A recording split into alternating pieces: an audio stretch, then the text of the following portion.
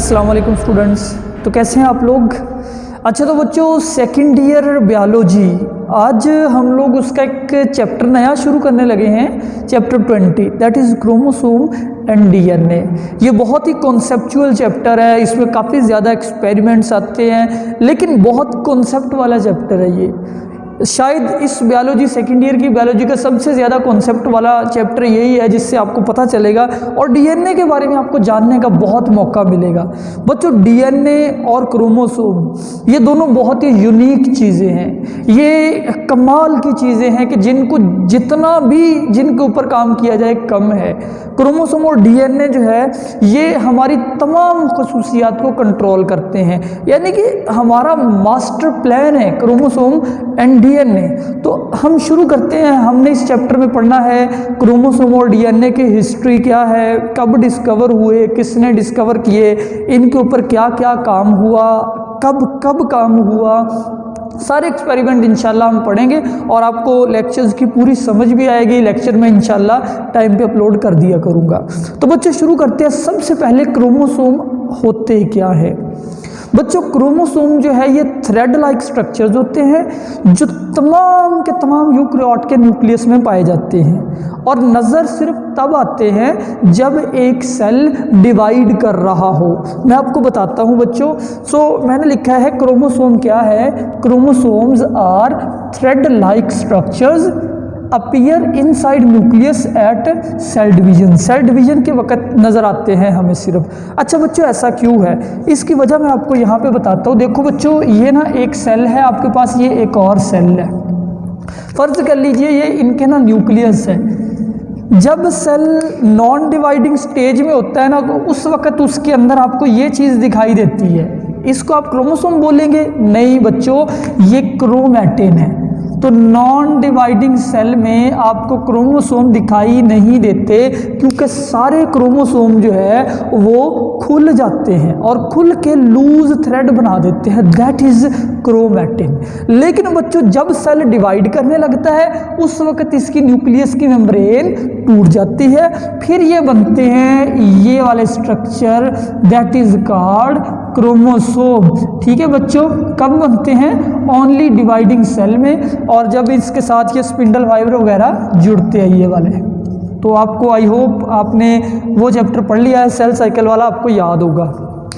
तो बच्चों वापस आता हूँ टॉपिक की तरफ। सबसे पहले क्रोमोसोम को किसने और कब डिस्कवर किया? अगर हम देखें तो वॉल्थर फ्लीमिंग जर्मन बायोलॉजिस्ट था, एम्ब्रियोलॉजिस्ट था, बल्कि एम्ब्रियो की स्टडी कर रहा था। एम्ब्रियो क्या होता है आपको पता है, पिछले चैप्टर में आपने पढ़ लिया। जब जानदार डेवलप हो रहा हो उस वक्त उसको एम्ब्रियो कहते हैं। तो किस एम्ब्रियो की ऑब्जर्व कर रहा था? स्लेमेंडर का एम्ब्रियो, यानी कि जो छिपकली होती है उसके एम्ब्रियो को ऑब्जर्व कर रहा था। तो तब इसने डिस्कवर क्रोमोसोम। एक्चुअली स्लेमेंडर जब डिवाइड कर रहा था ना, मतलब उसका एम्ब्रियो ग्रो कर रहा था, सेल बहुत ज़्यादा तेज़ी से डिवाइड हो रहे थे, यूं सेल्स नए बन रहे थे। तो जाहिर बात है डिवाइडिंग सेल में ही क्रोमोसोम नज़र आते हैं। तो माइक्रोस्कोप से ये ऑब्जर्व कर रहा था, इसको क्रोमोसोम दिखाई दिए। कब की बात है ये? 1882 की। आज से करीबन भी 150 साल पहले की बात है ये। और उसके बाद सिर्फ इसने क्रोमोसोम को डिस्कवर कर लिया, इसको ये नहीं था पता कि क्रोमोसोम क्या करते हैं। डिस्कवरी हो गई क्रोमोसोम। अच्छा बच्चों, इस डिस्कवरी के बाद क्रोमोसोम जो है वो प्रेजेंट इन ऑल यूकैरियोट, तकरीबन हर यूकैरियोट में मिले। जितने भी यूकैरियोट है ना, ऑलमोस्ट हर यूकैरियोट के सेल के अंदर क्रोमोसोम न्यूक्लियस के अंदर हमें मिल गए। तो इट मीन्स क्रोमोसोम जो है ये जानदारों का लाजमी हिस्सा है, हर जानदार के सेल में पाए जाते हैं। अच्छा तो बच्चों, इसके बाद हम देखते हैं कि क्रोमोसोम किस जानदार में कितने होते हैं। बच्चों, क्रोमोसोम वैसे तो हर जानदार में होते हैं, लेकिन इनकी तादाद कांस्टेंट नहीं होती। किसी जानदार में इनकी तादाद 46 है, किसी में इनकी तादाद सिर्फ 20 है, और किसी में इनकी तादाद बिल्कुल एक पेयर है। आपको यहाँ से पूछा जा सकता है कि सबसे कम क्रोमोसोम किस में है? तो बच्चों, सबसे कम क्रोमोसोम होते हैं पेनिसिलियम में। कितने? सिर्फ एक पेयर। और सबसे ज़्यादा क्रोमोसोम किस में है? फर्न्स में। फर्न्स जो पौधों का एक ग्रुप है उसमें सबसे ज़्यादा है। कितने? 500 पेयर्स, मतलब 1000 क्रोमोसोम। तो बच्चों ये कुछ तादाद मैंने लिखी है।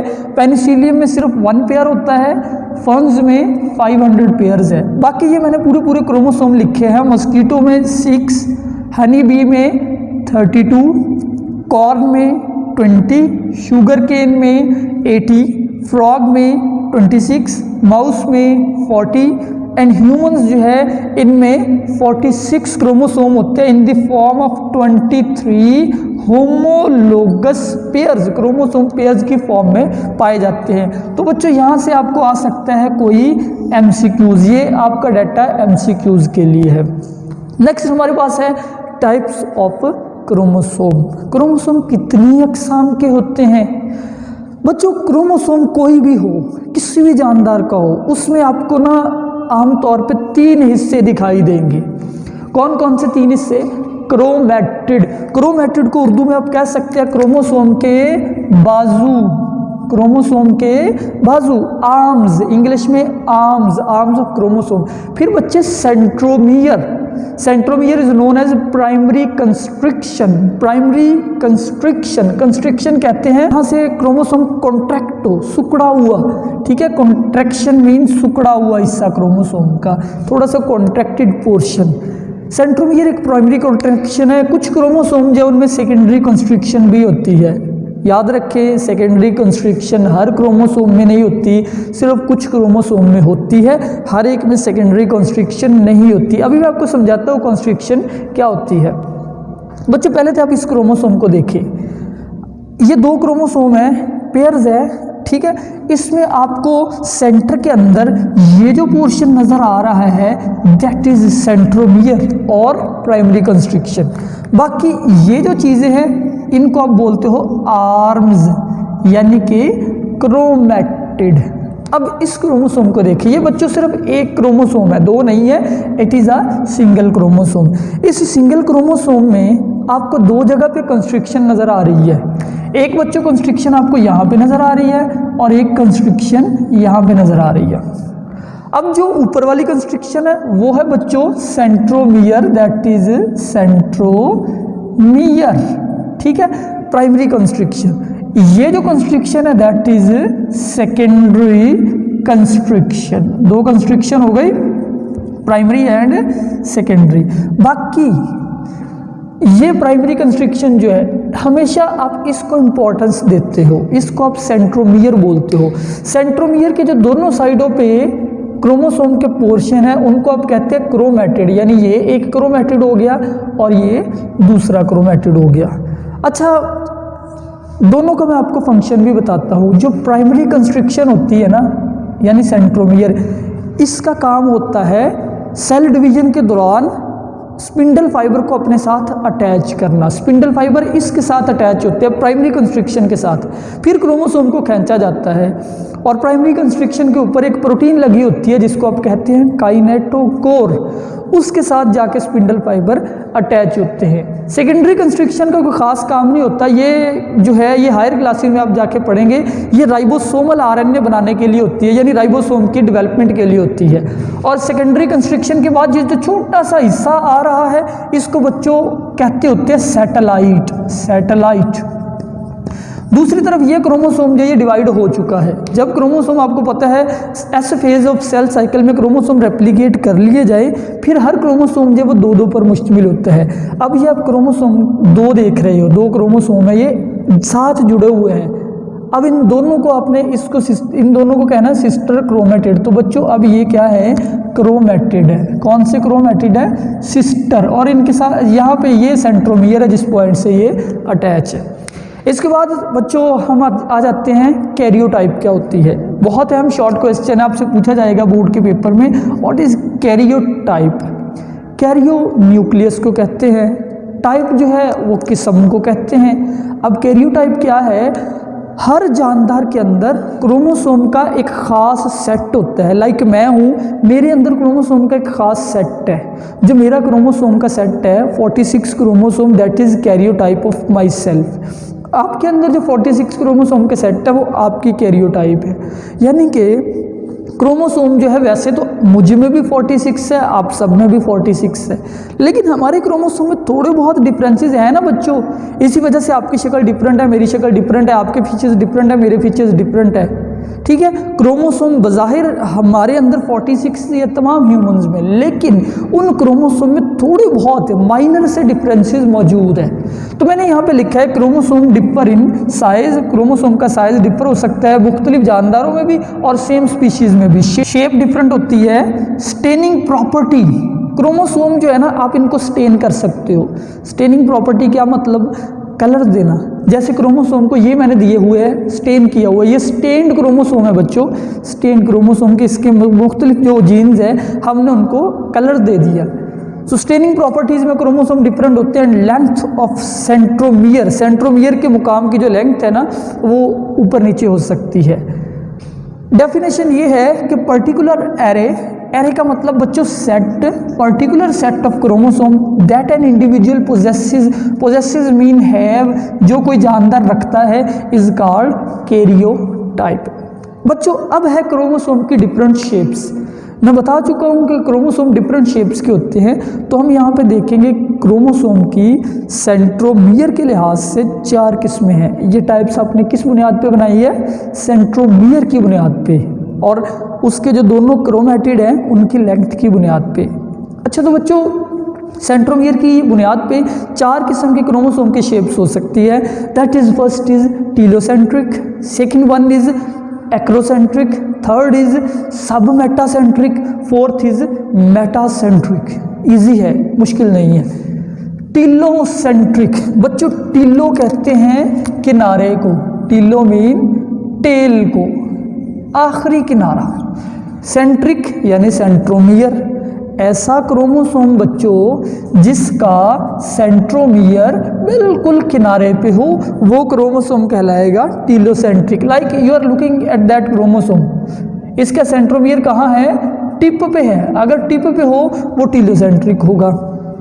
तो इस क्रोमोसोम की शेप क्या होगी, हम इसकी शेप कहते हैं आई शेप। क्या शेप है बच्चों, आई शेप। हम शेप्स भी इनकी इंग्लिश के हरफ से हम इनको नाम देंगे। अच्छा मैंने ये 2 शक्लें बनाई हैं, एक ये बनाई है एक ये बनाई है। ये मैंने डिफरेंट क्यों बनाई है बच्चों, मैंने डिफरेंट इसलिए बनाई है कि सेंट्रोमियर वो है, आपको पता है स्पिंडल फाइबर किससे अटैच होता है हमेशा जब सेल डिवाइड होता है, सेंट्रोमियर से। तो बच्चों स्पिंडल फाइबर जब जाके ना अटैच होगा इससे, क्रोमोसोम को अपनी तरफ खींचेगा स्पिंडल फाइबर, तो जाहिर बात है फिर क्रोमोसोम जो है उसकी शेप में कोई चेंज नहीं आएगी। जैसा क्रोमोसोम है वैसा ही रहेगा खींचने के बाद भी। एक्रोसेंट्रिक, एक्रोसेंट्रिक में सेंट्रोमियर कहाँ होता है, नियर टिप। इसमें टिप पे होता है, इसमें नियर टिप, बिल्कुल टिप के पास ही होता है, लाइक दैट। ये टिप के पास है centromere, so this is acrocentric, acrocentric near tip.